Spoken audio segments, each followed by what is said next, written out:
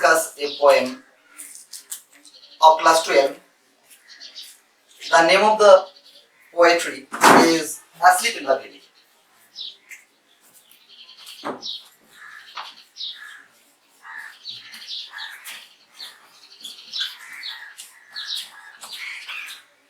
Asleep in the Valley, and the poet is Arthur Rimbaud.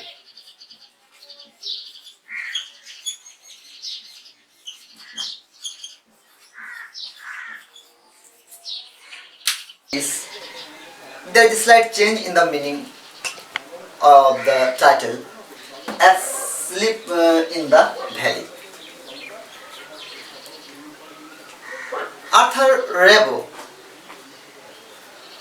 was a French poet. He was born on October 20, Sleeper of the Valley. When Oliver Bernard translated it in English, they are basically called anti-war poet. The exponent of the anti-war poet was Wilfred Owen. There are many more like Siegfried Sassoon, Rupert Brooke, Edward Blunden, and there are more. There are total 16 war poets, and they had first-hand experience in war. They composed poetry on war and the pity of war. As we know that Wilfred Owen, he said, my subject is war and the pity of war. The poetry is in the pity. Owen's war poetry sings not only not the poetry but of pity of war. Like Wilfred Owen, Siegfried Sassoon, Arthur Rimbaud wrote on, composed on this pity of war. Asleep in the Valley is a simple nature poetry. As we take the first 13 lines, it tells us about the natural scenery and a young soldiers who was sleeping in the valley. But the last line unravels the fact that the soldier is dead. The last line is a volte-face. So, Arthur Rimbaud shows the pity of war in this poem. 1854, he was basically a war poet. There are war poets who are famous. Asleep in the Valley. The title of the poetry is Asleep in the Valley. It seems that the soldier is asleep, but actually he is dead. He is casualty of war. আমরা কিন্তু এই কবিতাটা বাইলিঙ্গুয়ালি পড়ব, বাংলা ইংরেজি দুভাবে পড়ব, মানে করব আমরা তাহলে বুঝতে পারলাম আর্থার রিম্বাud একজন ফ্রেঞ্চ পোয়েট, ফরাসি কবি একজন, যিনি যুদ্ধ বিরোধী মনোভাবে লিখেছেন। তার প্রতিবাদের স্বরটা কিন্তু খুব উচ্চ নয়, কিন্তু তিনি কি করেছেন, একটা করুণ, একটা প্যাথেটিক একটা সিনের মধ্যে দেখিয়েছেন সেই সৈনিকের অবস্থা। আপাত দৃষ্টিতে মনে হচ্ছে যে সৈনিকটা সুন্দরভাবে সেই ফান গাছের বালিশের নিচে পা দুটো ফুলের মধ্যে রেখে খুব মানে বাচ্চা ছেলের মতো হাসি সুলভ মুখে সে হয়তো শুয়ে আছে। কিন্তু যখন কবি সেখানে যাচ্ছেন তাকে দেখছেন তিনি মারা গেছেন, দুটি বুকের দুপাশে গুলিবিদ্ধ হয়েছেন, অর্থাৎ তিনি কি হয়েছেন, যুদ্ধে মারা গেছেন। সেজন্যই এখানে টাইটেলটা কিন্তু একটা আইরনিক, একটা উপহার স্বরূপ, বিদ্রুপ স্বরূপ দেখানো হয়েছে। অ্যাসলিপ দেখানো হয়েছে ঘুমন্ত, কিন্তু সে তো ঘুমন্ত নয়, সে তো মৃত, হি ইজ ডেড। আর এখানে যদি আমরা কবিতাটা দেখি, আমরা এটা 14 লাইনের একটা কবিতা, ফর দি ওয়ার্কস। 14 লাইনের কবিতাকে আমরা সনেট বলে থাকি। A sonnet is a 40 line iambic pentameter lines consisting of octave and a sestet. The first 8 lines is octave and the 6 and the last 6 lines are octave. But though the poem is written in 14 lines, but in true sense of the term, we cannot call it a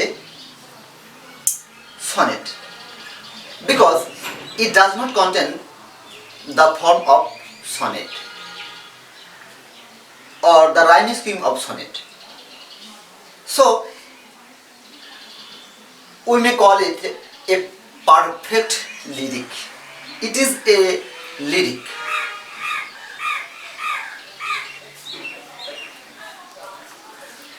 এবার আমরা কি করব, আমরা প্রত্যেকটা line এর বাংলা অর্থ সহ আমরা ব্যাখ্যা করব।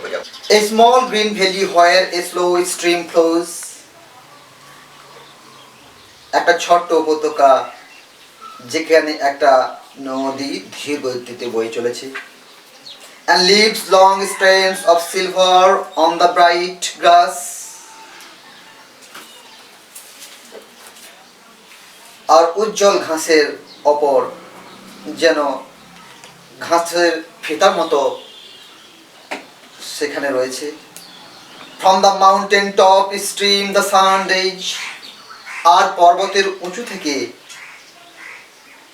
সূর্যের রশ্মি, they fill the hollow full of light, তারা সেই উপত্যকাটাকে আলোয়, সূর্যের আলোয় কি করছে, পরিপূর্ণ করে তুলছে। তাহলে আমরা এখানে দেখতে পেলাম the poet opens the poem with an idyllic description of nature. কবি কি করছেন, একটা সুন্দর একটা উপত্যকার দৃশ্য বর্ণনা করে কিন্তু কবিতাটা শুরু করছেন।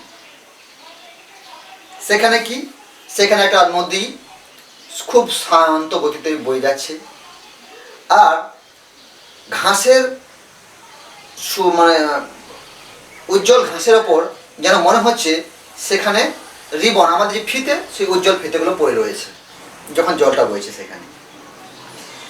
From the mountain is top stream the sun rays, আর কি হচ্ছে, ওই সূর্যের আলোগুলো কি হচ্ছে, সেই চূড়ার উপর থেকে সেখানে পড়ছে, আর সেই দুটি পর্বতের মাঝখানে যে উপত্যকা, এখানে হলো বলতে উপত্যকা, হলো বলতে এখানে কি বোঝানো হয়েছে, ভ্যালি, সেখানটা কি হচ্ছে, পরিপূর্ণ করছে, আলোয় চকচক করছে।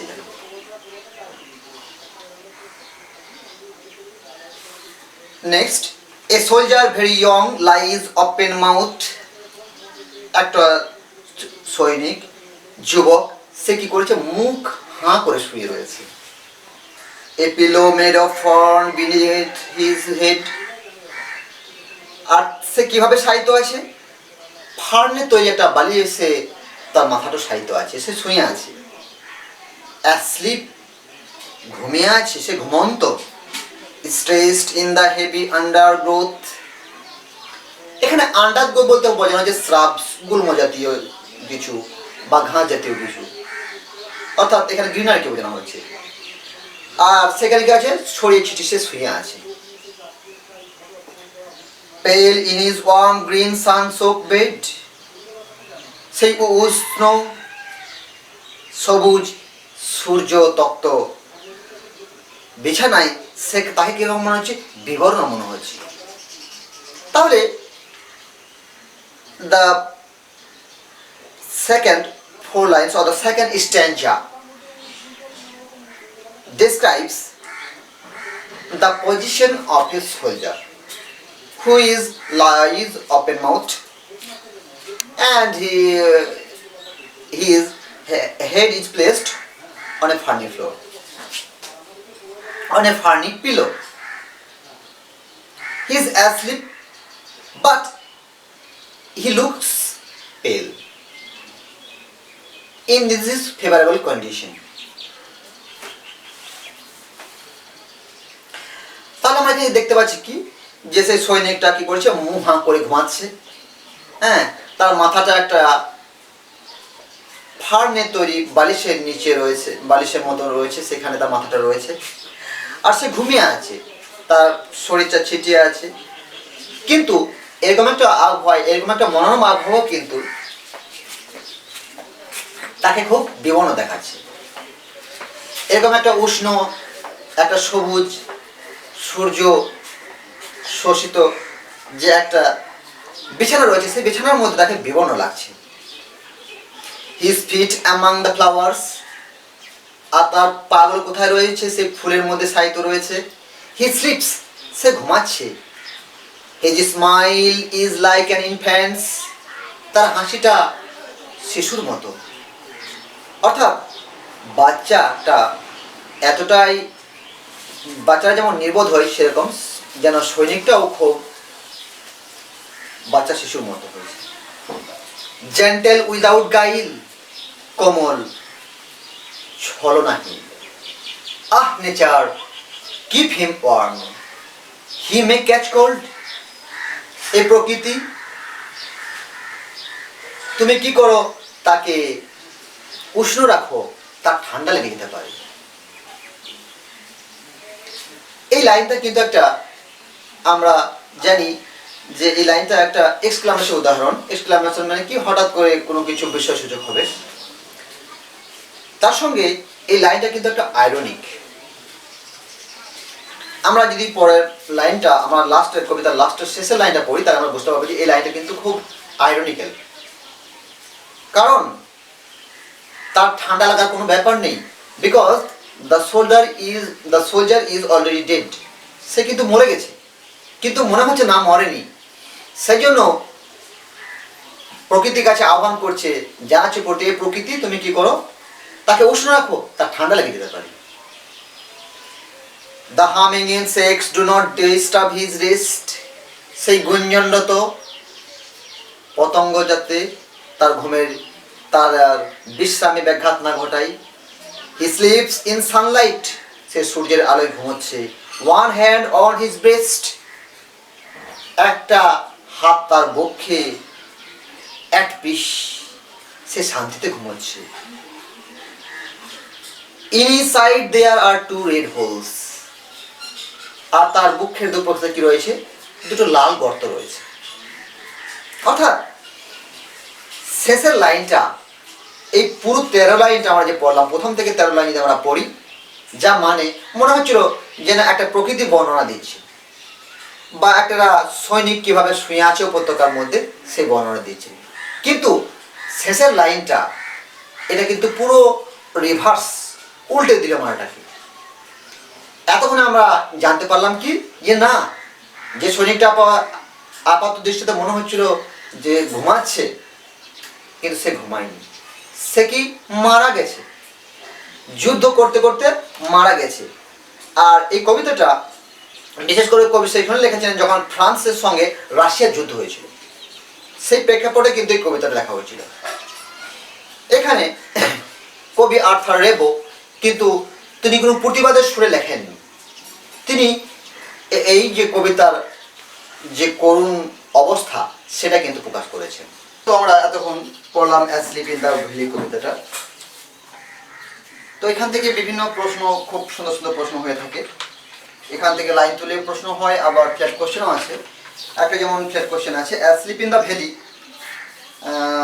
As an anti war poem, or write a short note on the theme of the poem Asleep in the Valley, or central idea of the poem Asleep in the Valley, or bring out the futility of war expressed by the poet in the poem Asleep in the Valley.